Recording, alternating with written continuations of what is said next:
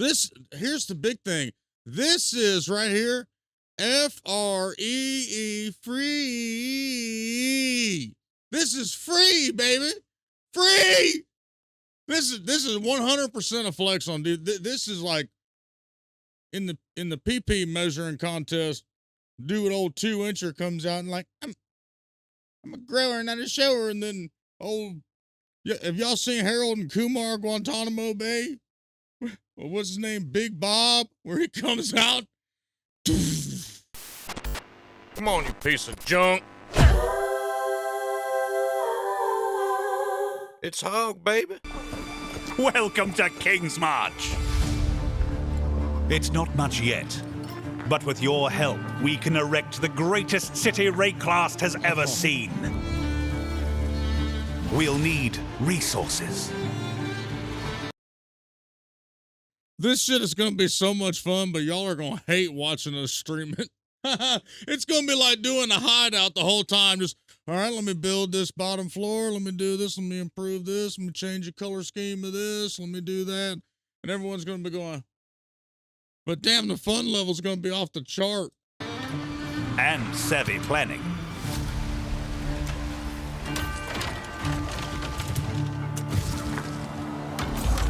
Soon we'll attract settlers, craftsmen,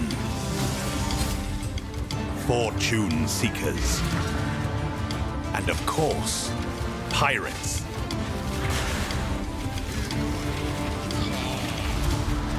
But if we prevail, our ships will be heavy with gold. We hope to achieve the impossible. I love city builder games or economy management type game. And the fact that they added that in the Path to Exile. It's fucking mind blowing. I didn't expect this. I didn't expect a city builder game. They've taken my two favorite games and combined them together for one hybrid, fun Path of Exile adventure. We hope to build a home.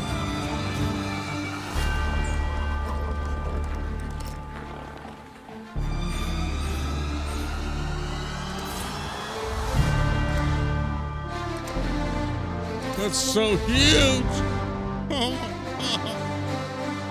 New class. Reworked gladiator. Massive melee rebalance. And Path of Exile's melee is shitty. Okay, watch this. Boom! Oh.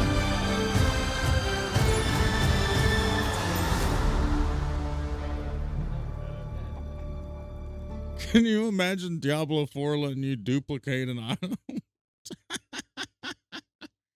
Oh!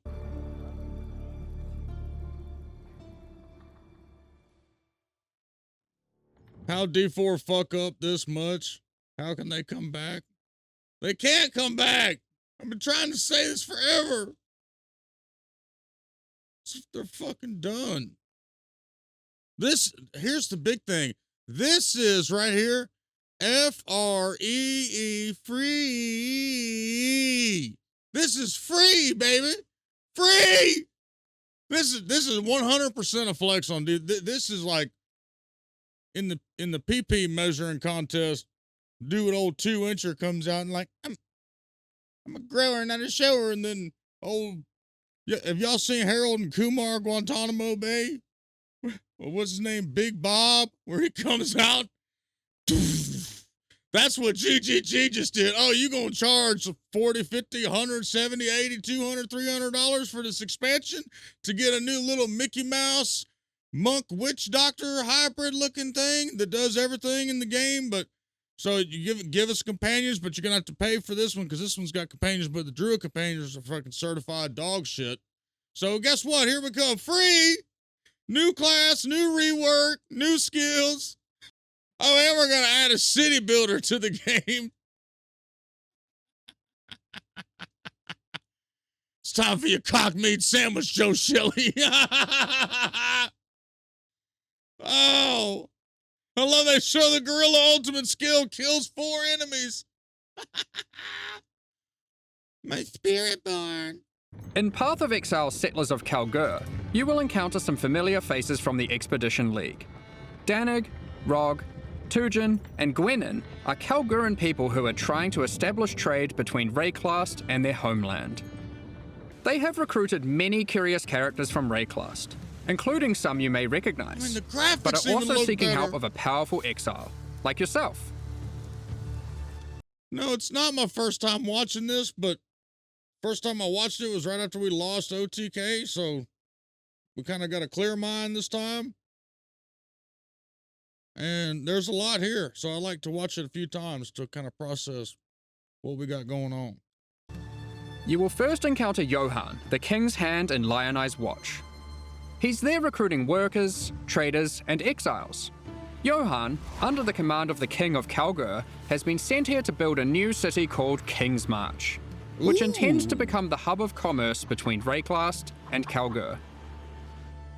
Soon, he will bring you to the planned site for King's March, which you'll notice has humble beginnings as just a tavern in a field. But with Oh my God, there's chickens, sheep. Oh my God.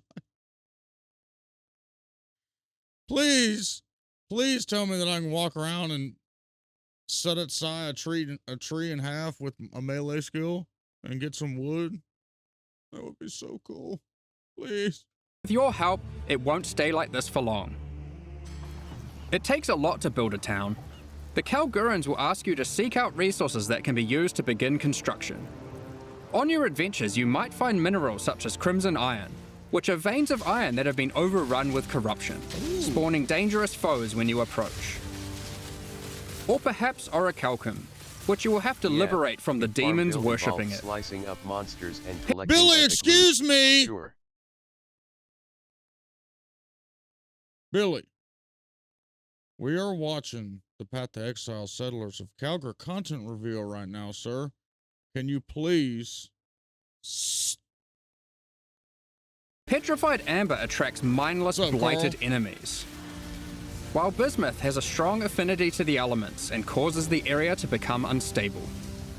If you're lucky, you might find vericium, a material as valuable as it is dangerous, and guarded by very powerful foes. Once you defeat these monsters, the deposit will automatically be tagged for mining. But first, we need to get someone to do the hard labor. This is, of course, a trade expedition and nothing is free. Miners, along with other workers that the Kalguurans have hired, must be paid in cold, hard gold, which you'll notice is now dropping throughout Rayclast. Wait a You minute, will- I missed that part yesterday. You hire workers to work and you gotta go farm gold to pay them? Nah, child labor won't help you level up in Path of Exile, buddy. Stick to grinding it out on your own. Nobody's talking about child labor, Billy! Oh yeah, Carl is. No, Carl.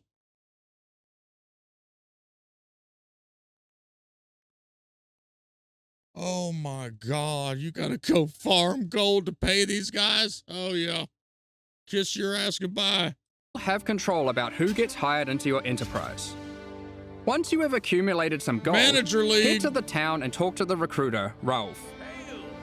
He's been busy tracking down hardy folk across Rayclast who are looking for work. You'll notice each person has their specialties and a wage cost. It'll be up to you to hire and fire as you please. Yes, you can Over the fire course them. You're fired. Give him the old fucking Vince McMahon. Hell yeah. Fucking manager league, baby. Of the league, you'll be searching for your perfect employees for each job. Once you have them, you'll have to keep them paid, safe, and alive, which we'll get into later. Here we have a prospect who has a specialty in mining. We'll start with that so we can begin to retrieve some of those resources we were talking Hell about yeah. earlier. Get to work. Let's go find some more and put our miner to use. Oh, we've found a vein of orichalcum ore. It's guarded by dangerous demons worshipping a strange shrine. The shrine buffs the demons, giving them power. But once you defeat them, you can seize that power for yourself. Are you gonna After open that, all we those can tag chests, the or, ore, and our mining specialist will get loot to work. filter! Oh, he don't have a loot filter. He's got a bunch of damn whites dropping. Soon, we encounter a few more deposits, each with a different dangerous encounter. After you have tagged the mineral veins, your miners will get to work collecting resources in real time. They might take a while, but will continue whether you are logged in or not. Hell yeah. The work can be sped up by hiring more or better miners, and by upgrading the mining station back in Kingsmarch to equip them with advanced pickaxes. Alright, some time has passed and our miners have been able to get the resources back to town. We've also managed to collect some more gold too. We can now upgrade the town and build new structures. Hell yeah. There's plenty of Yes. options, we just need to decide where to start. I think It's we'll so start with the beautiful. tavern, the beating heart of Kingsmarch. It can be upgraded instantly to improve the recruiter's prospects. And you can find various important NPCs relaxing here. Next, we'll upgrade our mining station. You can upgrade this to improve the efficiency of your miners and allocate our newly hired workers to mining. You will eventually need a smelter, where you can send your ore to turn into more valuable bars. Oh, hell yeah. Then we have the Disenchanter, where you can bring your magic, rare, or unique items to be added to a queue to be disenchanted over time. The items will be broken down into thaumaturgic dust, a new resource used for crafting and shipping. We'll get more into that later. And of course, a town needs food. You could invest in farming, where you can select crops to grow and harvest. But don't worry, you won't be manually watering anything. Yes. The wonders The one thing that they hadn't said is fishing. Where's the fishing? Fishing's already in the game, Hawg. of delegation. What's up, man? With all these resources piling up, there will be excess that we can spend. Let's talk about rewards in Settlers of Kalguur. Eventually, you can build a harbour and establish shipping routes between a number of different Kalguuran and Karui ports for trade. Yes. You'll be able to pile your acquired resources onto these ships and send them to a port of your choosing, where your traders will haggle for the best deals. Each port will return specific rewards based on what you send them. They accept all types of resources, but will have a preferred type that they'll currently pay more for. Hell yeah. And you'll want to get onto this, because eventually you could be bringing in shipments like this. This, Woo! or even this. Hell yeah. Look, there's no excuse this league for anybody to be poor at all. Nobody should be poor. Oh, hell yeah. Man. Thanks for the sub. Nobody should be poor.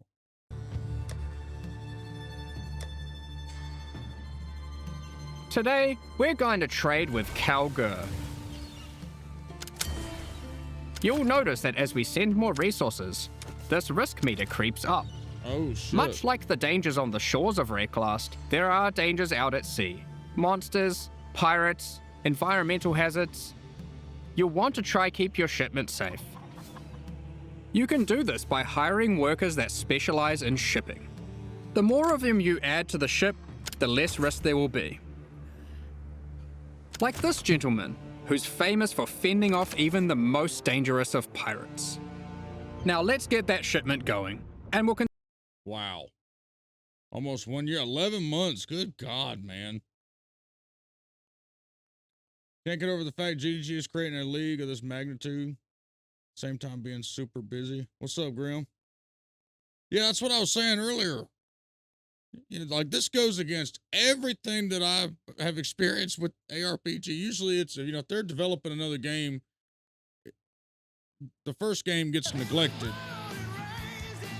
Get this leather skin lying low life piece of shit out of my stream. He's a piece of shit. He ruined WCW. He's a piece of shit. He's a piece of shit. Tiny shit. Thank you. When's the league dropping? 7 days. So next Friday. Excuse yourself. We got eliminated, Ollie. Woo, stinky. Stinky, stinky. And wet. Continue exploring Rayclass What's up, while we Thanos? wait for its return. This is the first Path of Exile League that experiments with true, real-time mechanics. You can send out shipments, go and have lunch, and come back to your rewards. Many mechanics in the League work this way, Hell so you'll yeah. always have some ongoing project or outcome to look forward to. Thank God. When your shipment has returned, or met its demise, you'll get notified, and at your leisure you can return to the town to collect your rewards. Hell yeah. Our shipment returned safely, so let's go see what we got. Ooh, they've sent us a unique item alongside our rewards. Hell yeah. Perhaps hoping to secure us as a loyal customer for the future. Aside from ship, So we could say that your predictions, GGG, prove you wrong. Oh yeah, wrong as fuck. Completely wrong as fuck. 100%. The only thing that I was right about is that you would sail to Kalguur. And like, you don't actually, so I guess I was wrong about that too. You don't actually sail there, you just send a ship there. I heard you are a good source for PoE content. Depends on what your definition of good is. Well, I mean, that's our main game. It's what we play. But I don't know about good. Like, if you want to learn the game, probably not. But yeah, we do PoE content, yeah.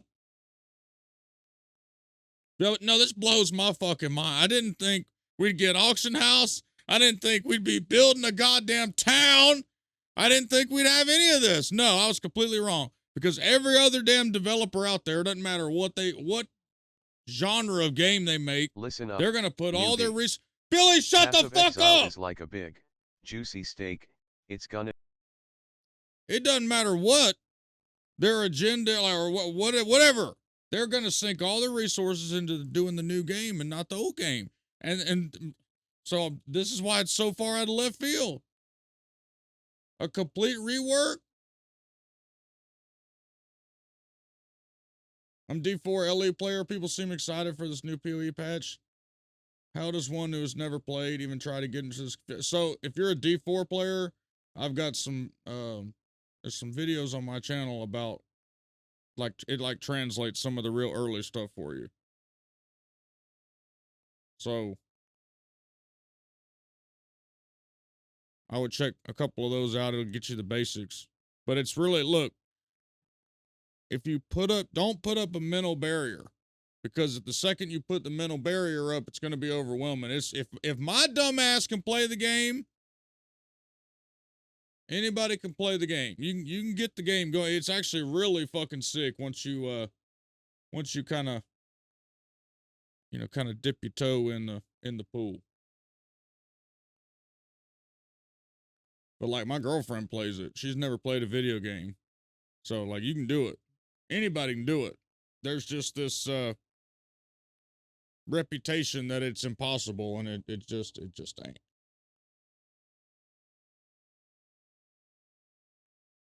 No, we've got the this is why we've sandbagged the parody we were working on 2 months ago. This is why we sandbagged it. I was actually working on it a little bit this morning. So we'll drop that, hell, a little bit later.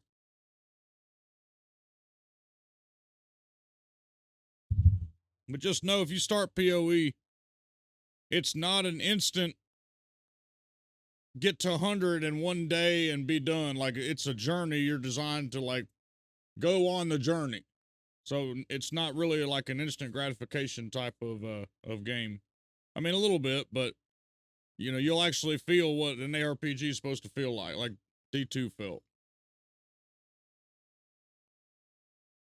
Yeah, definitely don't let the passive tree scare you.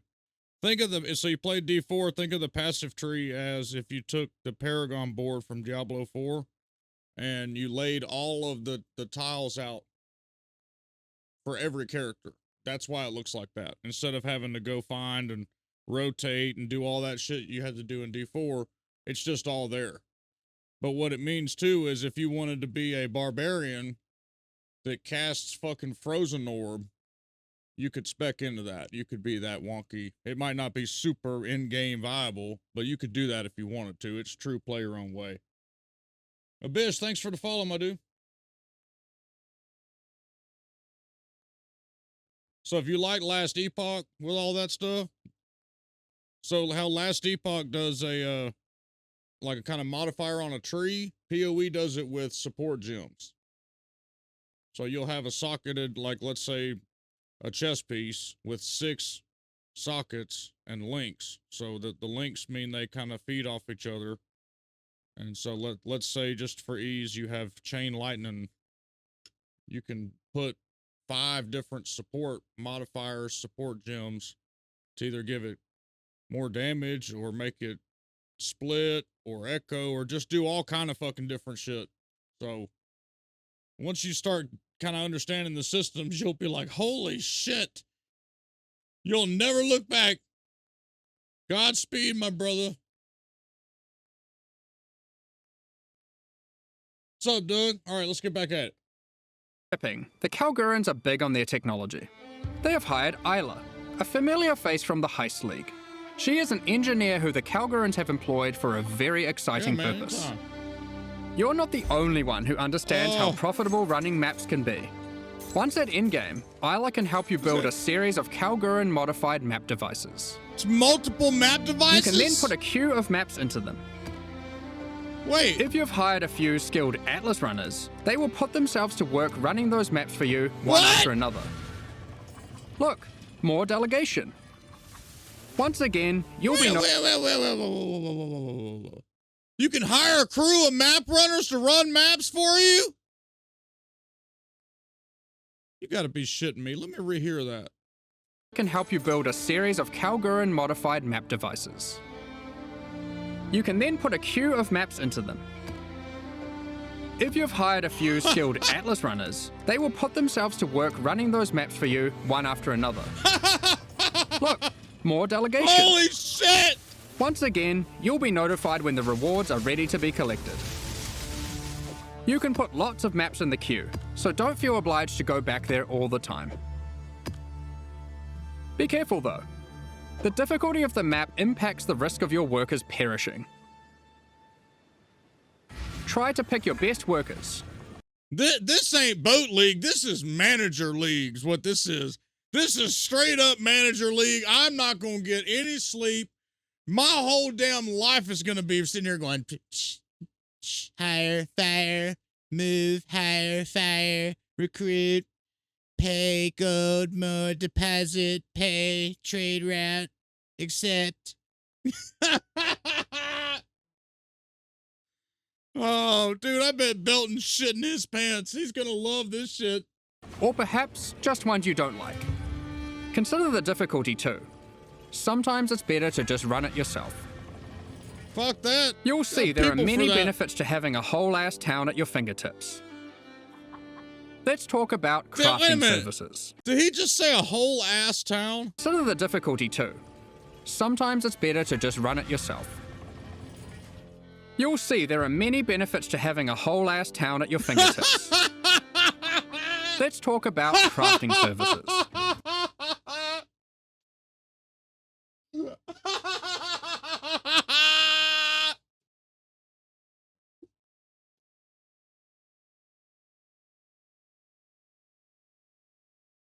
That's the most epic shit I've ever heard in a damn game presentation in my life. There's some benefits to having a whole ass town.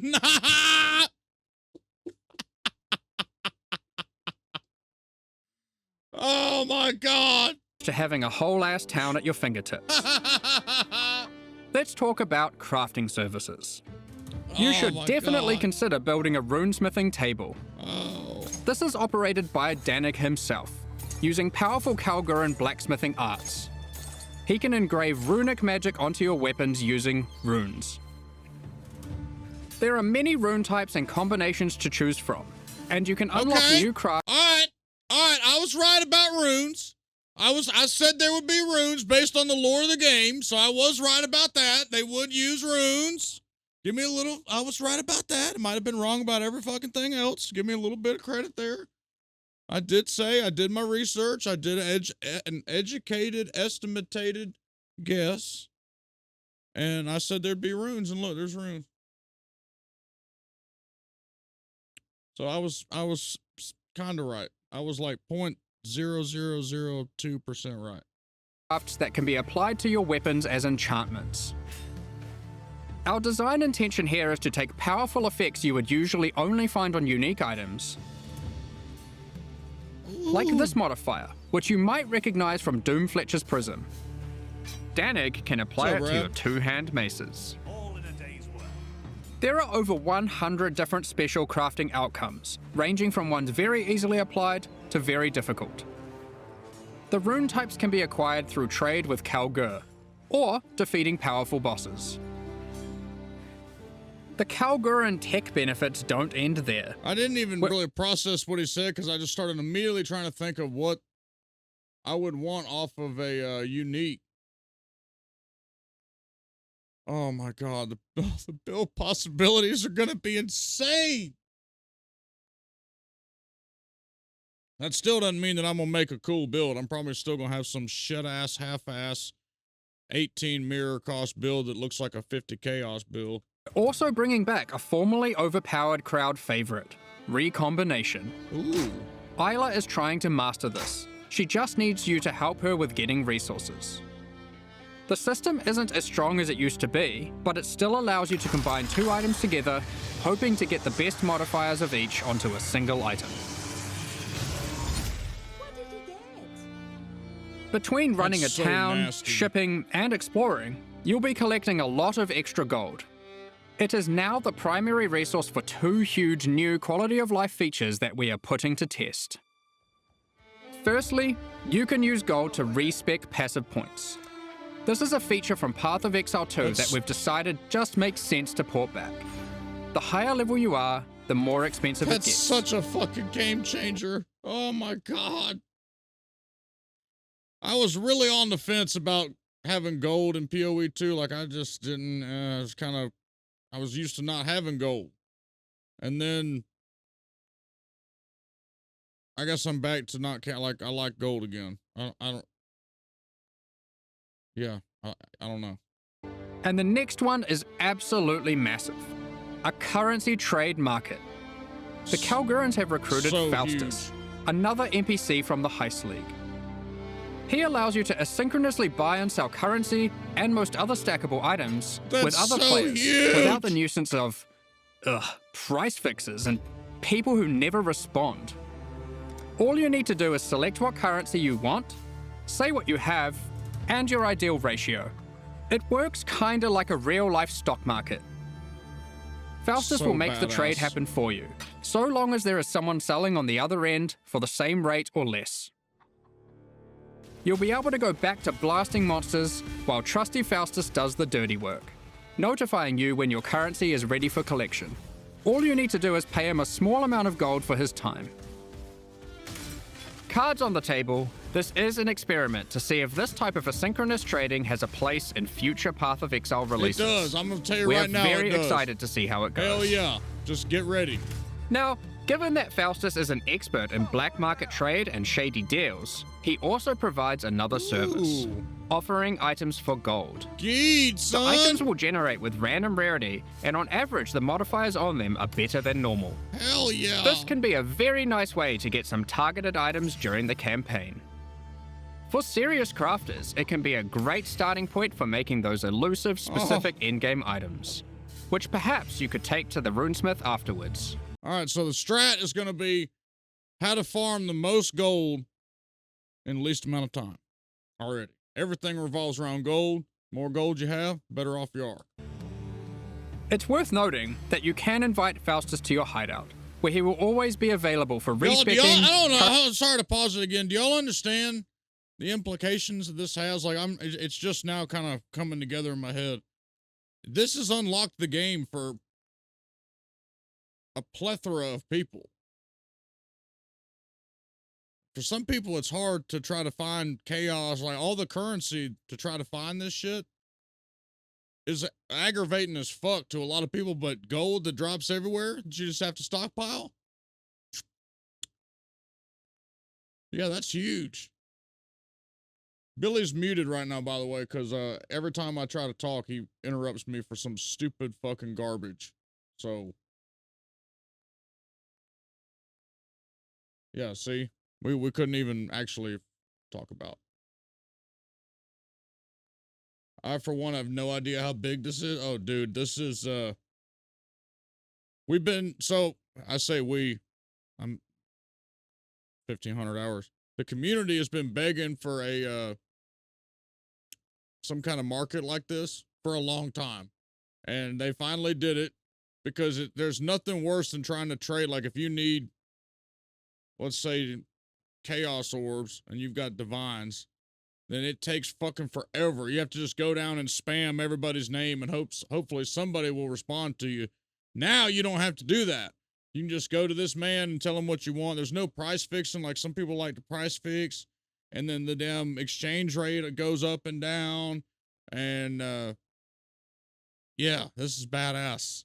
So that cuts a lot of time out if you need, like, it sucks when if you need to recolor something, chromatic orbs or whatever. Might take me out of Soul Self-Found for the first time. Yeah, this will ease a lot of that annoyance, at least on the currency side. So you know the WoW auction house, yeah, this will be similar. Yeah. I don't know if they're going to test this with currency to see if it'll be something they bring to the other side of trade. Currency exchange and black market items. As your town grows, it will attract more attention, good and bad. Settlers of Kalguur features 3 endgame bosses that will close in on your operations, wanting a piece of the pie. They might capture and ransom your workers, even your entire hell ships. No. You'll have to make some tough decisions. Will you take them on or pay them off? One example of a boss is Sasan, the Bandit Lord. You won't stumble across this boss by accident. Instead, this unsavory character can come into your town at night and take your Atlas runners hostage, holding them for ransom. What happens next is up to you. Perhaps you'll refuse to negotiate with bandits, leading to a fight to defeat Sasan and rescue your workers. If you're not up for the heroics, you might simply pay the ransom in gold. Or perhaps these workers were especially disappointing, and you'll just leave them for dead in true Ray class fashion. They knew what they were signing up for, right? Of course, the heroics might be worth it for other reasons. These bosses can drop new unique items. In sum, Settlers of Kalguur is a very experimental league with new mechanics that will completely change how you play the core game. So, I did a video on Diablo 4, maybe 2 months ago. I think it was talking about Adam Jackson. And I said, just take a risk. Do something we hadn't seen before. Because it might be badass. But that's all we want to see is something risky. Like, we'll be okay. So, they took a little bit of a risk with the last league. We didn't really like it too much, but guess what? We're okay. And now they take a real big risk with this, and we're all hyped to the roof. We've been sitting on a lot of these ideas for a while and can't wait to share them with you. But there's a lot more to this expansion. Let's talk about balance. Well, we've finally rebalanced the Gladiator. It's been a long time coming. Like before, there are passive skills that allow you to invest in bleeding and block. We've designed new skills replacing some of the old ones. Like this, War of Attrition, which is very handy for long, sustained boss fights. 1% more damage with hits and ailments. Further alongside the Gladiator theme, this new passive allows you to combine different weapon types while dual wielding to get a variety of powerful bonuses. For example, holding a dagger will give you more critical strike chance, while holding a mace gives you more area of effect. Of course, you could just use Varanastra for all weapon type bonuses. And finally, we have a new notable which allows you to invest in the newly added Retaliation. Okay. Question. Are we going to be able to use, what is it, Forgotten Flames? Excuse yourself!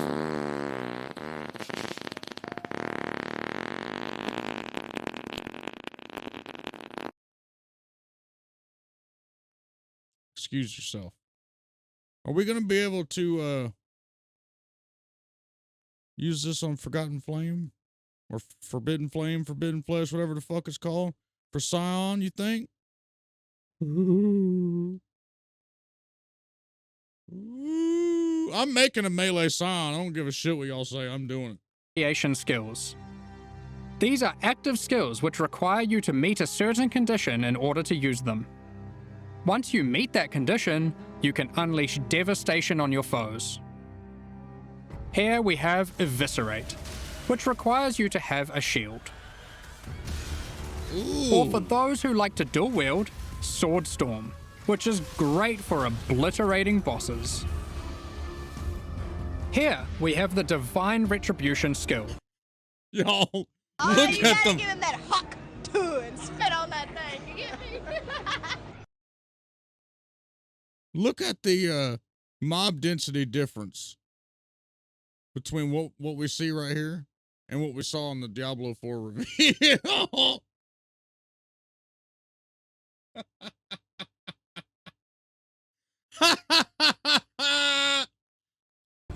This one has the condition requiring you to block. You can then unleash a devastating spell, causing lightning bolts to strike the ground in an X shape around your target location, doing That's huge right, Grace. amounts of damage. And of course, in true Path of Exile fashion, mechanics further on the passive tree and a new support gem. You are able to increase the leeway duration after meeting the condition, reduce the cooldowns, or just increase their damage. The world's your oyster. The Gladiator wasn't the only Ascendancy class we've changed. As we develop Path of Exile systems, we often find ourselves reusing mechanics, increasing their depth, and allowing more avenues to invest into them. As such, the Raider Ascendancy class found itself lacking, with many of its passives commonly available elsewhere. We want our Ascendancy classes to always feel like they're pushing the boundaries, allowing you to change your character in ways that are meaningful and ideally unique. As a result, we've straight up removed the Raider, rest in peace. And we've added a new class in its place, the Warden. This class is largely inspired by its predecessor from the Affliction League, with a few changes. The Warden now focuses on elemental attacks, changing the behavior of Shock, enhancing Freeze, and replacing Ignite with Scorch. There's also a skill that allows you to go ballistic with your elemental damage, periodically. Oh, that's The what we're class playing. also grants Barkskin, which is a skill that can be used to mitigate physical damage from Yeah, hits. that was from After Affliction taking League. a number of hits, it increases your evasion, making it a great defensive choice. That's what we're playing. Finally, the last thing the Warden can specialize in is tinctures. These are an alternative to flasks from the Affliction League. We're bringing them back with adjusted mechanics. Tinctures can be placed in your belt, replacing flasks. You can inherently only have one tincture active at a time, and it requires a melee weapon to use. While activated, they grant a powerful buff. They can drop as magic items, or be modified with currency to grant extra bonuses. Ooh. Here is a prismatic tincture. This one increases elemental damage by 100% while active. You'll notice it has two extra effects. One is that it applies mana burn every second. Mana burn is a debuff that builds up while tinctures are active that causes you to lose mana, losing more mana for each stack. Tinctures also have a cooldown, so once you have disabled one, no other tincture can be enabled for a time. These changes make tincture use a more active and interesting choice than it was in Affliction. Look at Both that. mana burn and the cooldown can be modified through modifiers on the tinctures or on the passive skill tree. players will want to maximize their tincture uptime for sure. Here we have a couple other tinctures. The Poisonberry tincture is excellent for poison builds. The Rosethorn tincture is the choice for those wanting to deal critical strikes. You might be wondering, with the removal of the Raider, where has the Frenzy Charge investment gone? We've added a Frenzy Charge passive skill to the Deadeye, replacing the Rupture passive skill. On top of Ascendancy classes, we have revisited a number of core mechanics. This time taking pains to ensure easy access through the passive tree, skill gems, and simple items. Bam. What's up, Free? Hey, Hawg. What are you starting with? Well, I'm a Scion freak, but I think we might try the Warden. Warden looks pretty badass.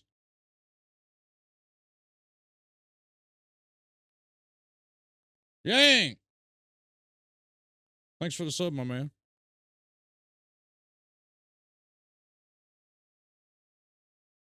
Too much has changed. No one is going to know what they want to start for a few days. Everyone has to sleep a few times. Yeah, I mean, I'm having to rewatch this again so I can really let it.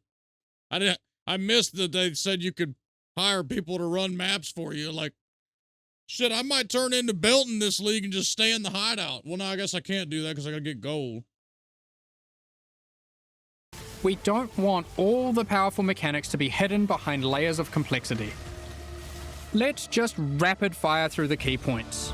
If you want more detail later, you can read the patch notes, which will be dropped after the livestream. Be sure to let us know what you think. There's a lot of changes, so be prepared for a bit of a shock to the system. I expect it will take several days for the dust to settle on this one. Firstly, we've made some drastic alterations to melee skills. Let me just rip this band-aid off. Melee totem skill gems have been removed. Yes! We're trying to adopt a philosophy with melee going forward that unlike I hate Ancestral Protector. I hated having to use that totem. I thought it was stupid. It took up an extra spot, and I really tried not to use it. And then, if you wanted your attack speed boosted, I'm going to use Ancestral Protector. So buy good riddance. Don't let the door hit you in the ass on the way out. Don't give a fuck. Like other builds, it will be far less oriented around set and forget gameplay. You will deal the damage yourself, and you should be rewarded for doing so. To compensate, we have buffed the damage on almost every single melee skill. Hell yeah. As the majority of this damage growth comes from gem levels. Okay, so is it gonna be you know, D4's increase is like 1 to 2%, 20 to 30%, 5 to 6%. See what this is gonna be. We have also made them cost more mana as they level, but it's nothing like the mana costs on spells. Here are some examples of the damage and costs before and after. Heavy Strike has gone from dealing 313% attack damage at gem level 20 to a massive 552% attack damage. Holy shit. It's also worth noting, it no longer knocks enemies back. And Sweep has gone from dealing 281% attack damage to now dealing 664% attack damage at gem level 20. Wow. These are just two examples, but the majority of melee skills are now dealing approximately 75% more damage at level 20. Holy shit. Of course, with melee comes close proximity combat, so you need some good defensive options. New base types with higher defensive values will now drop throughout the endgame. As you reach yellow, shit, new red, base and purple types? maps, Oh shit. Damn. you can expect to find higher tier base types in each. For example, Val Regalia and Hubris Circlet are no This is PoE, Joe. Path to Exile, it's an ARPG like Diablo. longer the best in slot items for Energy Shield. There are new base types that surpass them. Combined with some quality changes, which we'll talk about soon, you can now get better items than ever before in these slots. To compensate, we have reduced the amount of flat evasion and armor from the Grace and Damn. Determination auras, but overall, you're getting more defenses than before. Uh-oh. On top of this, we have buffed life modifiers on magic and rare equipment. You can now get as high as 189 additional maximum life from a Shit. single modifier on body armors, and more on other slots too. Kalm's heart has also finally been restored to its former glory and once again Damn. grants plus 1000 to maximum life. I mentioned quality. Quality on weapons and armors is being changed to apply multiplicatively. In other that's words, sick. weapons with full quality will give 20% Sick. more physical damage, and armor with full quality will have 20% more local defenses. For melee, this will mean a damage increase for almost all builds using physical damage attacks, and it will mean more evasion, armor, energy shield, and ward for all builds. Endurance charges no longer grant Fucking elemental ward. resistances, but instead grant additional elemental damage reduction, making it multiplicative with resistances. You can now get 4% per charge, alongside the existing 4% physical damage reduction. To compensate, we have made some changes to the Juggernaut, and various unique items like Eternal Damnation. You can get more maximum resistances from the tree, specifically Finally. around the Marauder class start. These of course can stack with the new elemental mitigation from endurance charges. Close to the sun.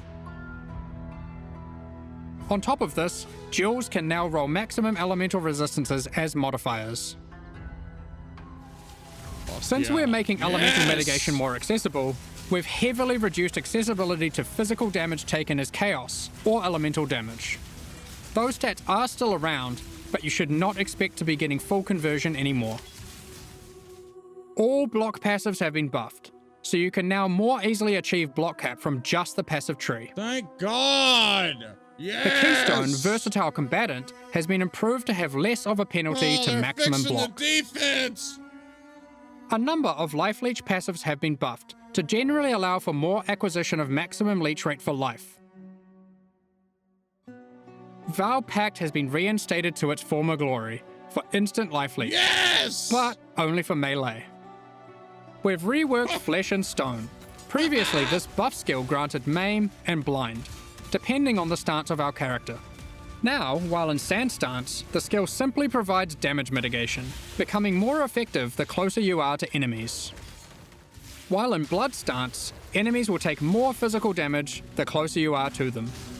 This skill will now greatly favor melee or close range gameplay. Given we're doing a Kalgurin League, Ward has also received a bit of attention. There are new uniques that grant Ward, and the base restoration of Ward is now faster.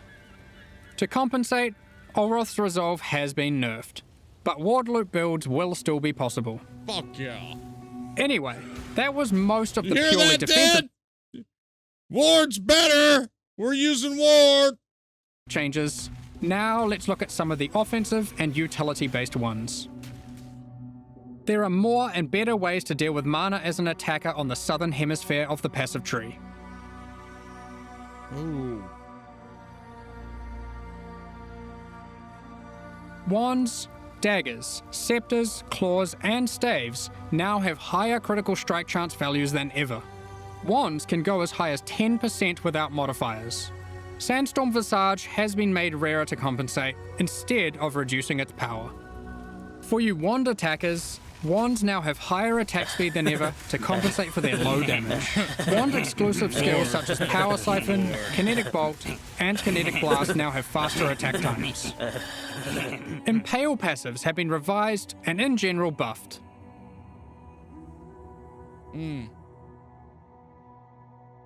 The buffs granted by Warcries are now simpler but more significant.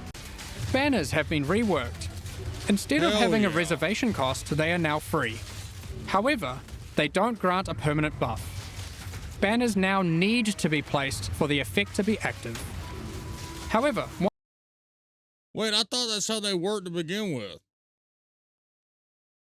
You mean to tell me this whole time I've been placing the banner and I didn't have to? And well, I guess that ain't no big deal now. I already know. once placed, they are far more powerful than before. Additionally, there are new ways to prolong the effects and more ways to invest in them than ever before.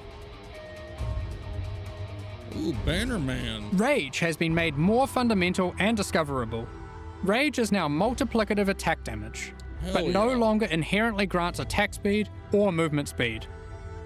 It has a new cap. Placing the banner increases stats? Okay. They reserve mana, now they're shit.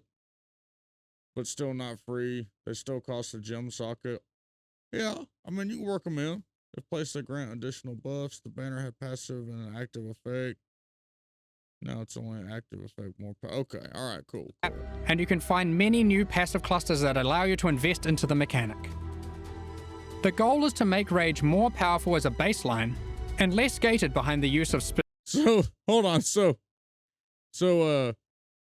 Giggy, I assume that you don't like that change.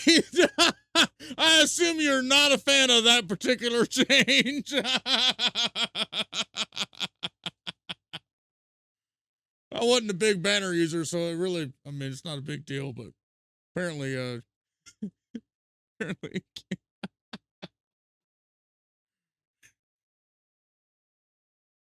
For some reason, I read that like me getting mad about it. It's like, nope, continuous buffs are better once every time. Yeah, okay, I interpreted that right.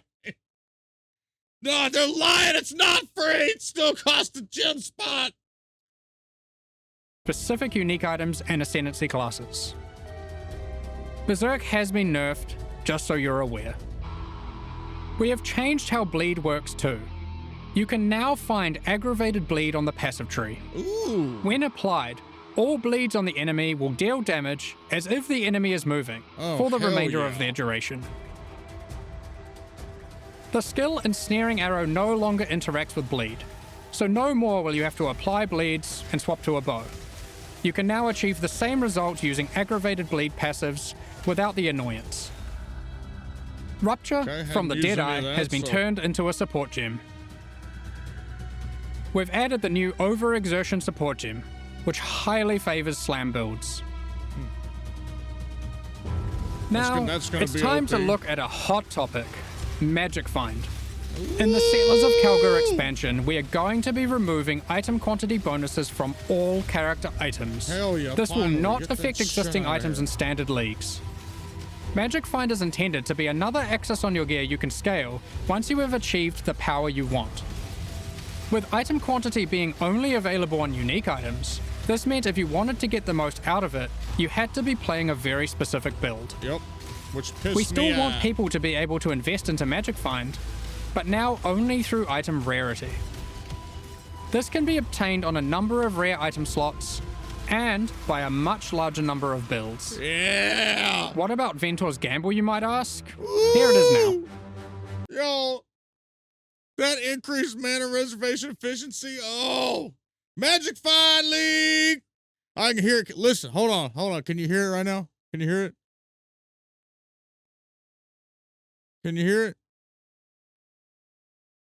That's the cry of the anti-Magic Finders. No!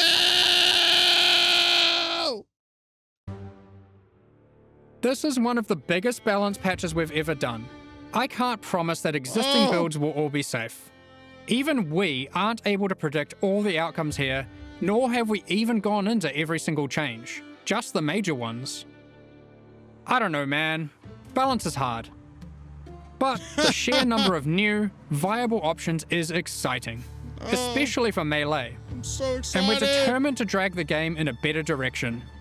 Be sure to read the patch notes after this. It's going to be a ruckus. Yeah!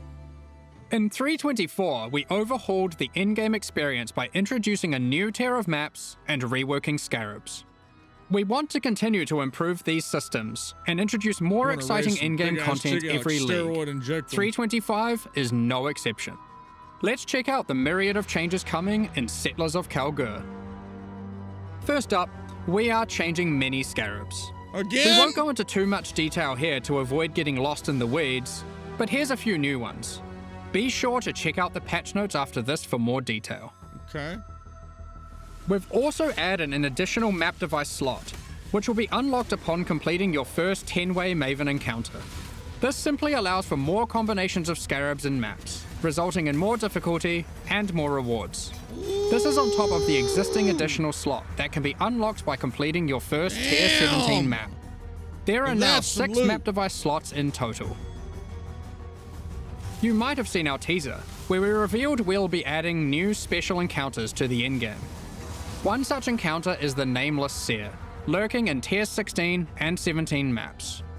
This NPC will give you a selection of unique items, and you can pick one for free.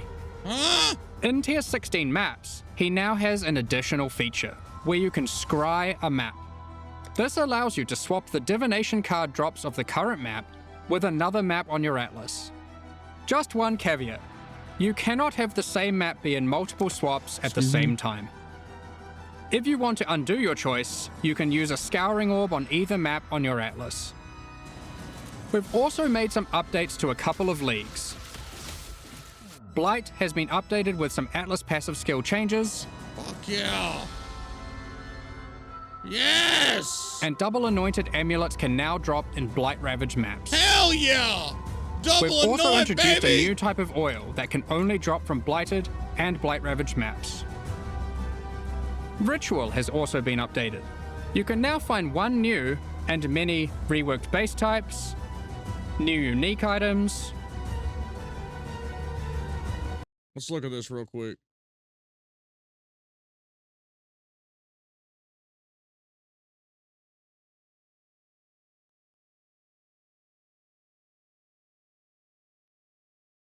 I have to look up what those are.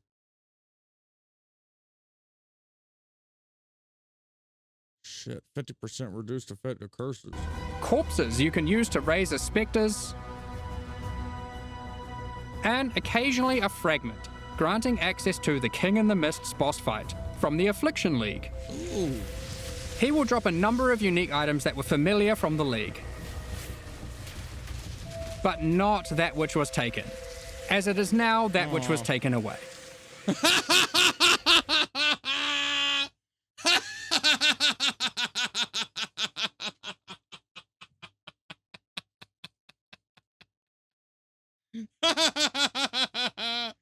This some bitch is funny right here now.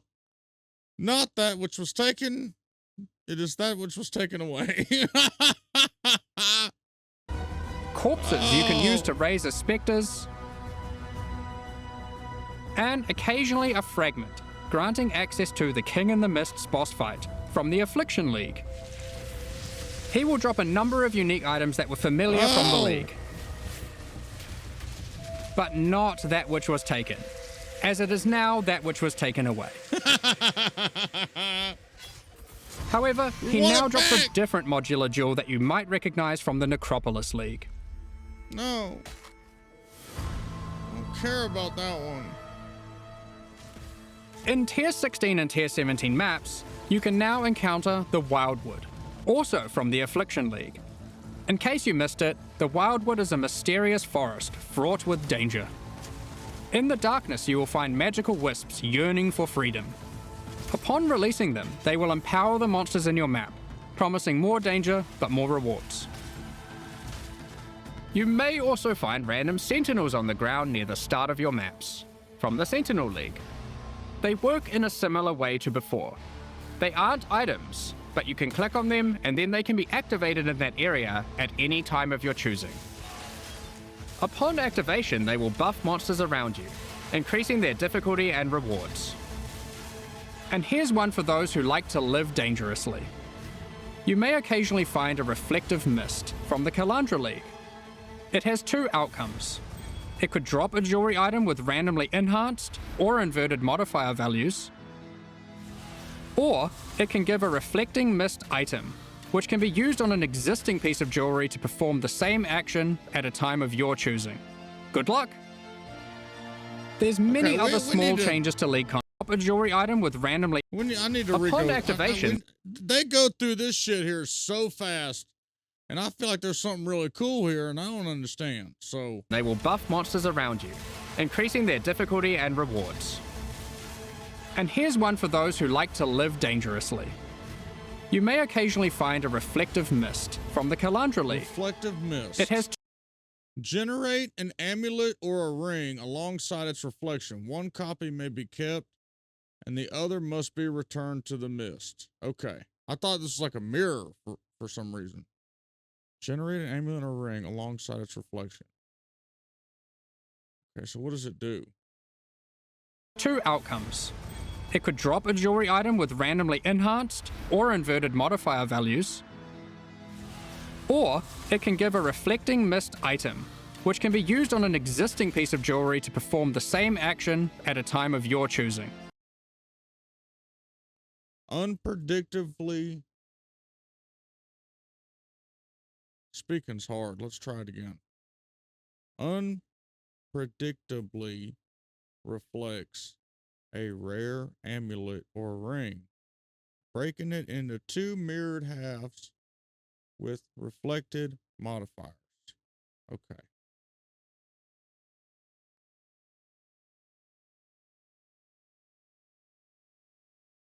So it's a mirror.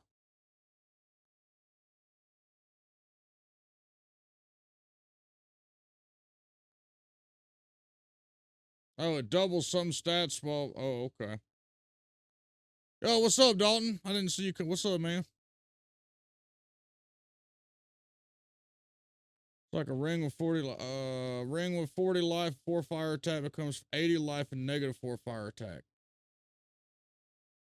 It's a mirror, but for jewelry. Oh shit. Log in. Good luck! There's many other small changes to League. Oh, okay. Sorry to keep pausing. I want to answer Kay's question. Probably gonna ask us how you feel about League Reveal. We watched it yesterday right after the competition, and I feel like I missed a lot, so we're gonna rewatch it. And I did miss quite a bit. I didn't know you could hire a team to go into maps. It's Manager League is what it is. It's badass so far. I'm excited as shit. I was wrong about well, just about everything. And I'm glad I was wrong. And I remember this, they cut Sim in half, which is awesome, because I fucking hated that shit. Content. We're removing the first 15 most boring waves of the simulacrum and rebalancing its rewards to improve the chances of finding unique jewels. Ooh. We're also adding some of the beasts from Einhar's Memory of Harvest Beasts to the core pool. This includes the Black Morrigan. Oh, hell yeah! In other news, we've added a set of new chisel That's so huge! Now you don't have to pay like 120 chaos at the start of the league to get the Black Morrigan. types, which can be applied to your maps to get different bonuses. While the Cartographer's Chisel still increases item quantity, there are new ones that now increase rarity, pack size, hell yeah, increased chance for currency items, divination cards, oh hell and yeah, scarabs. what? It's also worth mentioning that chisels now apply 20% quality per chisel to white maps, 10% to yellow maps, and 5% to red maps and Ooh. higher. Unique maps still Boys. require the full 20 chisels. Boys! Also, only one type of chisel can be applied to a map at a time. During it's only 320 for players who have been doing 50 league. No. It's opposite, my man. It's making things way more accessible for new players. That's what it's doing. It looks overwhelming, but it's actually making it so like just the addition of gold to the game. If you're a Last Epoch player, you can come in here real easy now. You're not locked by all these weird currencies that you have to use to find stuff. Now that it's all gold, like it's like taking the barrier down. It's huge. I will root for you to try it. If you're playing Last Epoch, you can play this all day, my son. All day. We got you. Come on over. We got hideouts and shit. It's like Last Epoch on steroids, baby. Come on over here. You're right, dude. Don't ruin other games for yourself by playing PO. It will ruin other games now. Now they've added fucking Age of Empires in here. 24, we made a change to Tier 17 maps that allowed them to be rerolled with Chaos Orbs. We are now expanding the currency types that can be used on them to also include currencies like chisels and Val Orbs. Ultimately, the only restriction Tier 17 maps now have is that explicit modifiers cannot be removed from them. God. We have also revised the difficulty of these maps, as they didn't quite hit the mark. The monsters in them now have substantially less life, and deal less damage, meaning Tier 17 maps now better fit into the progression between Pinnacle and Uber Pinnacle content. Lastly, we've adjusted the drop rate of Valdo's puzzle boxes. Previously, we were adapting its drop rate based on the possible outcomes selected by supporters. So many supporters really wanted Mage Bloods, so the box was hardly dropping. Thus, we have drastically increased the drop rate of the box, but reduced the probability of getting chase unique items from it, like Mage Blood. Overall, we have taken care not to reduce the number of Mage Bloods total in the economy. Hey, just gonna call it right now. There'll be a fucking glitch on that shit. And then that'll be the real, like, day 2 meta will be to get the box. Because fucking Mage Bloods are raining from the sky out of that bitch. You know, something like that's gonna happen. Exploit early, exploit often, boys.